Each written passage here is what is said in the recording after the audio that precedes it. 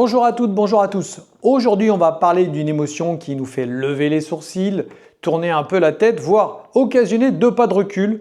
Je parle du mépris. Et oui, cette émotion un peu snob qui peut nous faire dire « mais sérieusement ?» Alors, pourquoi ressent-on du mépris? Comme toujours, tout commence dans notre cerveau. Il réagit à une situation que l'on trouve stupide, incorrecte, voire indigne de respect.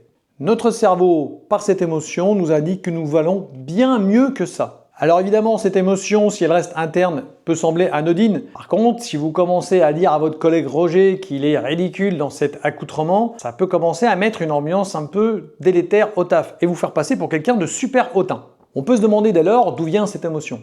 Elle est souvent liée à notre éducation, notre milieu social et la façon dont nous avons grandi. C'est vraiment une question de valeur. Une situation qui peut nous apparaître comme méprisable peut paraître tout à fait classique ou normale pour quelqu'un d'autre.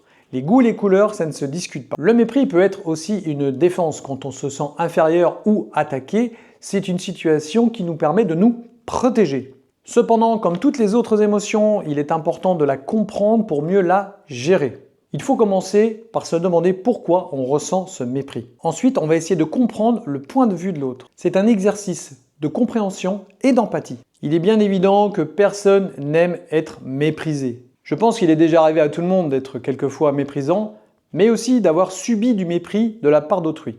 Et il faut dire que c'est quand même plutôt désagréable comme sensation. Par contre, si vous avez l'impression que tout le monde vous méprise, que vous vous sentez nul par rapport à vos collègues, à vos amis, à votre famille, à vos frères, à vos sœurs, il est peut-être temps d'établir un rééquilibrage. Vous souffrez certainement du syndrome de l'imposteur ou d'un complexe d'infériorité. N'hésitez pas à vous faire aider, il suffit de prendre un rendez-vous. Vous pouvez le faire sous cette vidéo avec le lien qui est dans la description. Merci de m'avoir écouté, merci de m'avoir regardé. N'hésitez pas à partager, liker, à vous abonner et à bientôt sur cette chaîne.